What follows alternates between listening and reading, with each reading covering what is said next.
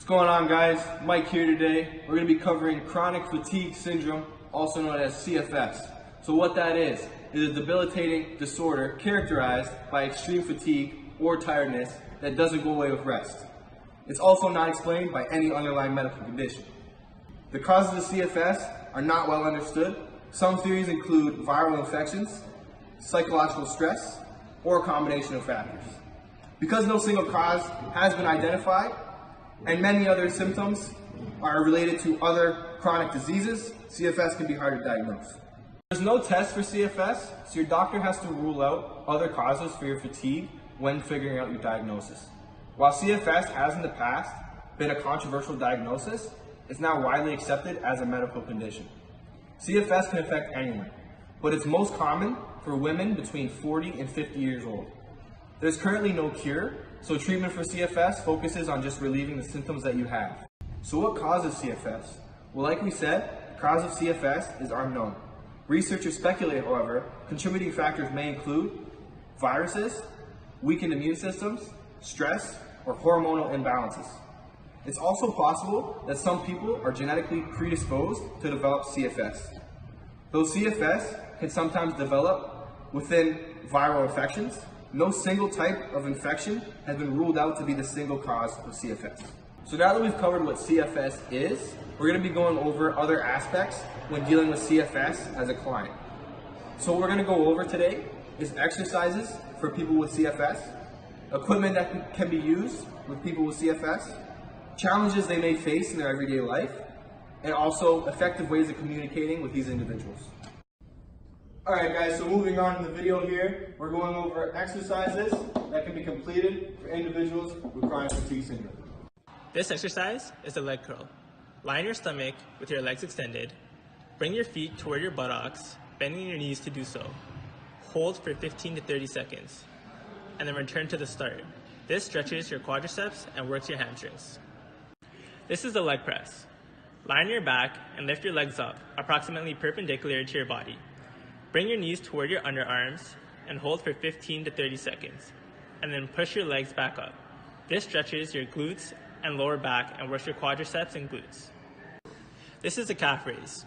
Lie on your back and lift both legs up, perpendicular to your body. While you keep your knees straight, pull your toes back. Hold for 15 to 30 seconds, and then push your toes up. This stretches and works your calves. This is a counter push-up. Place your hands on the edge of the counter and your feet behind your body. Lower your body to the counter as far as possible, and then return to the start. This exercise works your triceps, chest, and core. It also stretches your chest, especially when you keep your hands wide. This is reverse fly.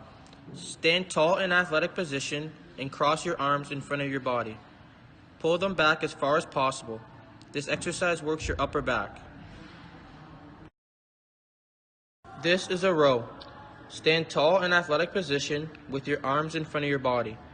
Pull them back as far as possible, bending your elbows to do so. This exercise works your biceps and upper back. So now that we've gone over exercises, we're going to look at what type of equipment we can incorporate into these movements. So obviously, the forms of the exercises that we showed you were the most basic forms of those exercises using just body weight. If you want to progress with these movements, you can add resistance bands, very light dumbbells, or further progressions can be made onto resistance machines. Now we're going to go over some challenges that individuals with chronic fatigue syndrome may face. One of the most important things to remember if you're an individual suffering from chronic fatigue syndrome is to be patient with yourself. At many people's lowest points in dealing with their chronic fatigue syndrome, they may become fully bedridden, and it may be hard for them to learn how to not overdo it. Some days, the routine may consist of only bed exercises that might only last for 2 or 3 minutes in the morning and night, and some days you might not even be able to do anything at all. This will be dependent on your severity of your syndrome, but it's also going to depend on how much drive you have to get better.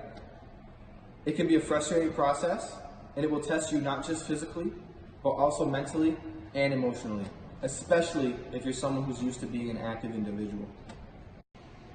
Regardless of this, it's important not to become discouraged. You can have a successful exercise routine through chronic fatigue if you learn not to push yourself too hard. So now we're going to talk about safety and communication when you're working with clients who have chronic fatigue syndrome and why it's important to include in those training sessions. So there's many things that you can do to make sure your client's safe and they're not overexerting themselves. So some things that you can do for exertion is a talk test. We'll have a link to a video that explains what that is, as well as an RPE scale, constantly reminding the client to give feedback of how they're feeling. Other various ways for safety would be spotting. So you always want to make sure you're spotting your client correctly when you're using weights or machines. So once you incorporate those added resistance to those movements we showed you, you'll want to spot correctly to ensure the client is always in proper form to avoid injury. Alright guys, so that's our video covering chronic fatigue syndrome. We hope you had a chance to educate yourself on what this syndrome is all about, and hopefully you can incorporate what we taught you here today into training sessions with clients further on in your training. Thanks guys.